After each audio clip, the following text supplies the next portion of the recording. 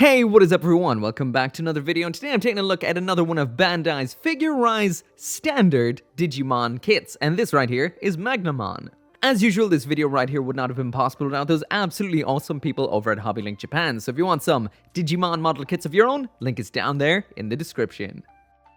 So first off, I am going to mention that I think this might be the first figure-rise standard Digimon kit I have ever looked at so far. As far as I remember, every one I've looked at has been an amplified kit, as in one that has the general look of the kit amplified to look even crazier than they did back in the anime. But these kits, this one right here, and a few more that I actually have hanging around in the backlog, are just, well, straight from the anime, as in, if you don't want an over-the-top variant of your favorite Digimon, now it seems like you'll be able to get your favorite Digimon just the way that you remember it.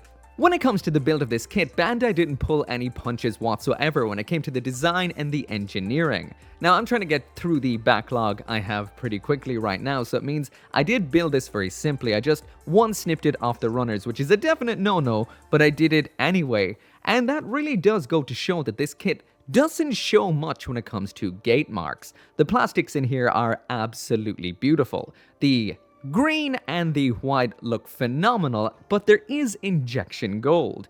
Injection gold may not be something you like, it may be something you do like, but it definitely is a little divisive when it comes to what people think about model kits. It doesn't actually look like gold, but I feel in this kit it doesn't look too bad. Now I'm just going to fast forward to when it's actually finished, and it just works really, really well. This is what it looks like out of the box with no stickers, no panel lining, no nothing. So the gold in here, it works. I'll also mention there is some nice sandwiching of parts here and there. The main one that I would point out is the one on the crotch section. This kind of icon or rune or whatever that is on Magnamon's crotch, that looks great because it is white plastic coming through the gold. And the gray parts either side, also color separated. However, the color separation could be a little better in some areas. Again, not too critical, but we do have a couple of stickers in here. Not a whole lot, but in this build, I only used the ones on the eyes. Mainly because it would just have a weird blank white stare if I didn't use them, but there are a couple for some other areas as well. So yeah, on the whole, very simple build, very quick, easy to put together, and definitely suitable for beginners.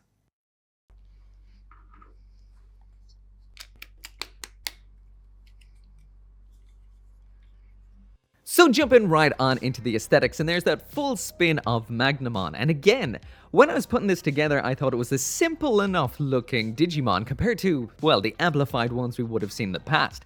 I'm thinking like the Crazy War Greymon or Machine Dramon. But this just works out so well. Bandai have done very, very well with this, except for one aspect that I will mention later on. The articulation on this, not great. Not great at all. But when it is just in a standing pose, it does look phenomenal. Once again, this is injection gold, which is kind of like a metallic-y looking gold plastic that isn't actually metallic, but it works in here. We do have some stickers. The ones that are in here are, funnily enough, the circular ones are for covering the circles on the crotch, which I don't know why you would do that. We have some for some pipes that are on the rear of the ankles, which you would never really notice unless, well, you're going in searching for them. And we do have some white ones then for on the fingernails of the thumbs. Again, I didn't use anything though, but the eyes. Again, at first glance, this is a very simple looking kit, but when you do get in close, there is some nice details. We've got some nice looking verniers under the shoulders and the waist skirting armor. The side skirts on the waist actually are identical in pretty much every way to the shoulders, which is definitely an interesting design. So that is 3 verniers under each. Again, like I mentioned, we've got some nice sandwiching of parts. That is the gray showing through in the chest, as well as that cool little icon on the crotch coming through in white. Like I mentioned, I didn't actually get a chance to panel line this kit, but we do have some nice panel lines on the shoulders and the arms and the skirting specifically. And I have to admit, I'm very charmed by the fact that you can really see the Vmon-esque face in behind the mask. It's not just like a big golden head. Bandai have actually added all that detail in there, including some of the white parts around the neck and the cheek area. That's pretty cool. And from the back, it looks very, very nice, but there are some seam lines you may or may not want to fill. So yeah, this is one very, very nice looking kit. I have to say, when I was building it, I didn't expect it to actually look as nice as it does. The colors look fantastic, the silhouette looks fantastic, all the details on here looks great, and this will look absolutely stunning in any Digimon collection. They nailed it. Well, besides one part, and that's what we're about to take a look at. But before that, I will mention right here, there are no accessories in this box, absolutely nothing. It is just Veemon himself, no extra hands, no extra anything, no effect parts, no stand. You can actually attach it to a stand if you do want him up on a stand, 3mm. Hole in the back, just like you'd see with most Japanese figures and kits, but there is nothing else in here. Anyway, onto that negative aspect I was going to mention, and that's the articulation. So jumping right on into that articulation, and what can I say? This is not great. Now I'm going to read the blurb off the side of the box, which kind of gives away the big issue. And what it says is the neck, limbs, tail, and armor have a wide range of articulation. This is true. It's all pretty good, and we've got a nice ab crunch in there on top of everything Bandai did say. However, it does say on here, the elbows and knees are divided according to the body structure of the Digimon, creating a natural silhouette that enables dynamic poses, absolute lies, and the recreation of scenes from the series. Probably, I don't remember. So yeah, even on the box, Bandai says that the knees and the elbows on this are absolute crap, and that actually is the case. Now I'm going to wind back a little bit to the build of this, and I was really impressed by how these build up. There's an almost C-clip in the elbow, and it all builds up together. You don't build the forearm and the upper arm separately. They kind of build in a 1-2, 1-2 kind of way.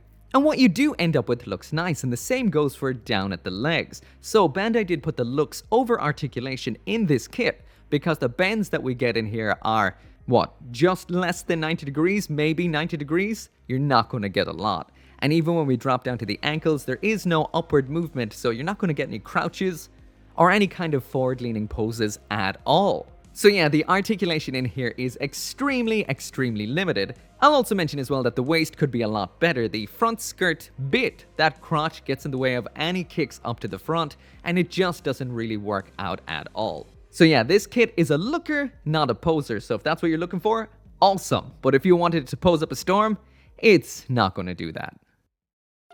So anyway, that right there is it for the review, and once again, if you love Magnamon and you just want something for on your shelf to dedicate to your favorite Digimon, then well, this is a great kit. If you're all about the looks, then this nails it entirely. Give this a little bit of paint here and there where you needed to add the stickers, add some panel lines to those lines in the armor, and this will look absolutely incredible. For, once again, gloss injection gold, I'm impressed by how it looks on this kit.